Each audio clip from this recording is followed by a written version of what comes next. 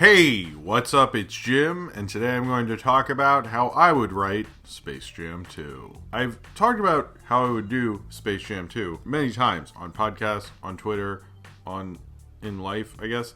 And when I was at New York Comic Con and I met Nintendo, he was like, you should make a video about how you would write Space Jam 2. So that's what I'm doing. He made me do this, or put me up to it, or gave me the idea. Whatever.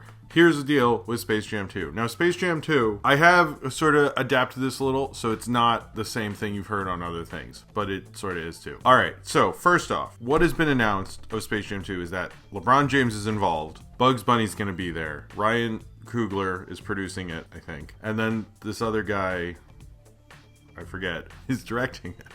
That's all I know. They haven't even confirmed the other Looney Tunes, or for you creepy dudes, Lola Bunny. So, literally, I can just spin off and make up a bunch of crap, because who knows. Also, if Warner Brothers, if you want to buy this idea, that'd be cool, but since it's all your intellectual property, I guess, like, you know, you could just not do that too, which is probably the most likely scenario. Anyway, so here's my idea. Space Jam 2. First off, originally, my idea for Space Jam 2 is you have Jordan versus LeBron. They'd be on either sides of this.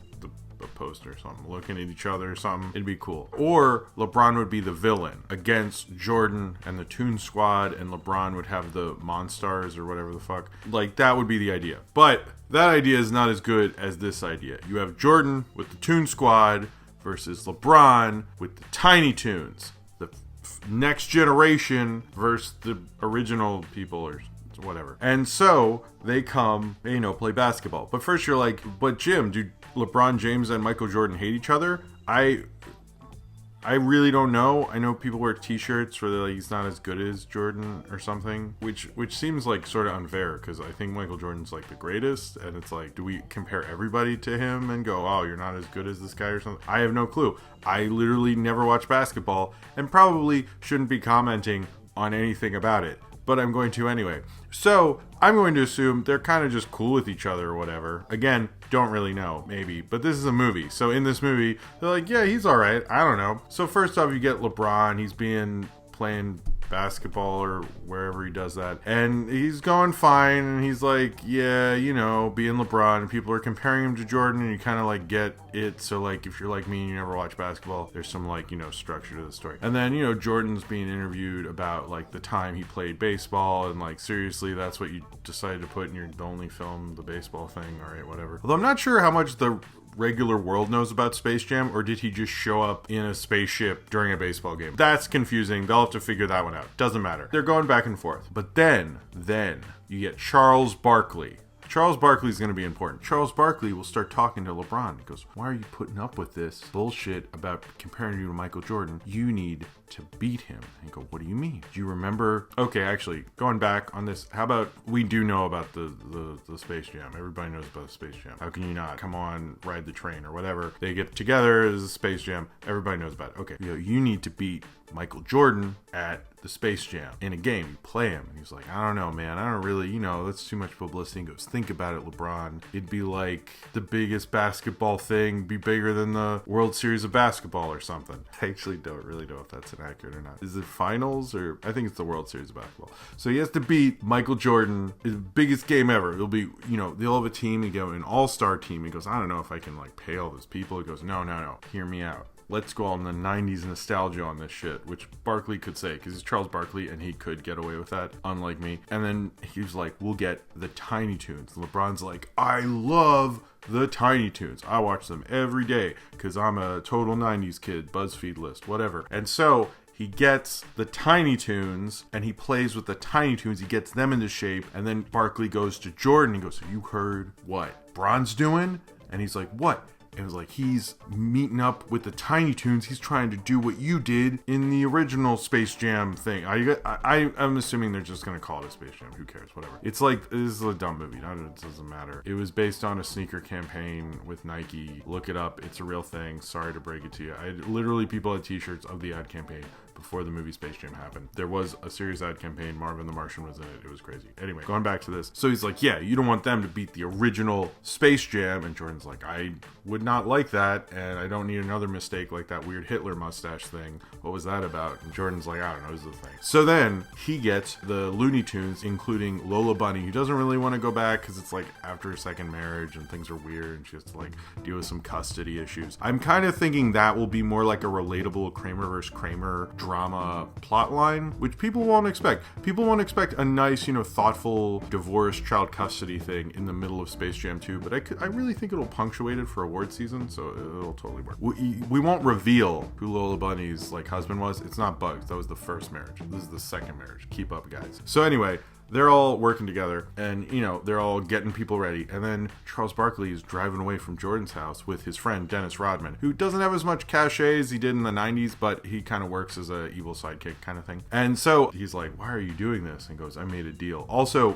by the way, Charles Barkley is carrying around the Taco Bell box in almost every scene. That is just happening. He's going to have a sponsorship in every scene because Charles Barkley doesn't give a fuck, and we're going to let him have some of that money just because he's Charles Barkley and he deserves it, and I love Charles Barkley. I don't know anything about basketball. I know that I love Charles Barkley. So he's like, why would you do this? What are you doing? And then Danny DeVito's, the guy he voiced at least, character is in the back fucking seat, and he goes, I put him up to this. And Barkley's like, hey man, I invested in the moon alien theme park thing or whatever. We're trying to bring it back, and then we can have Defunct Land do like a video about what happened to that other one. It'll be like, I'm expecting a lot of YouTube crossover.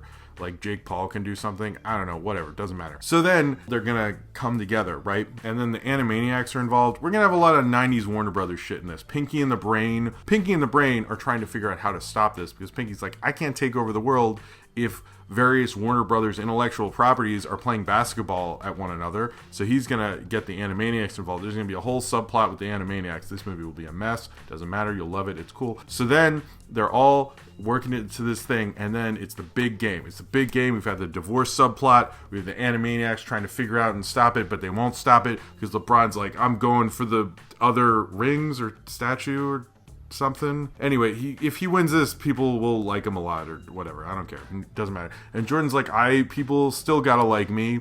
And yeah.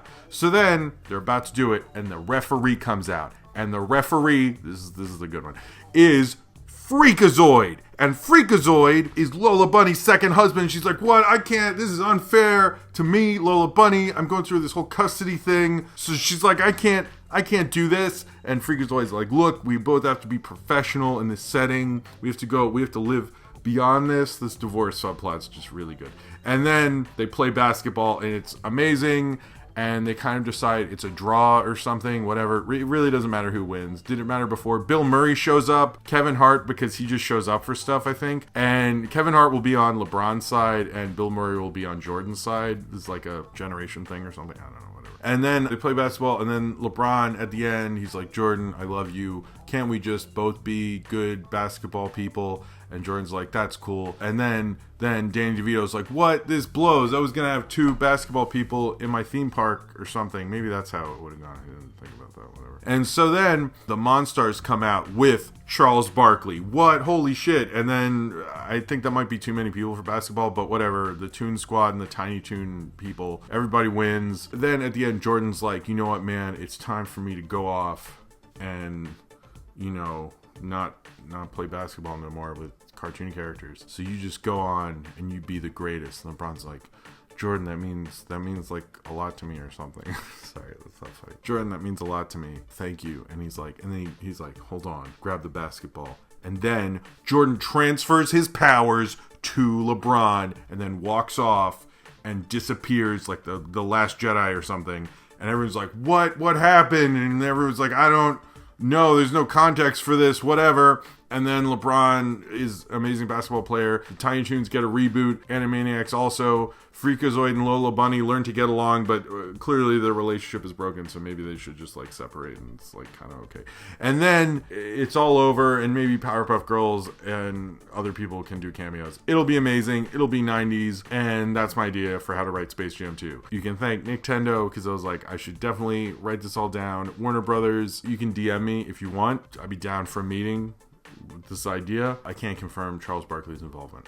Anyway, that's it. If you want to tell me how you would write Space Jam 2, you can do it in the comments. Maybe I'll read it or something. Subscribe if you would like to.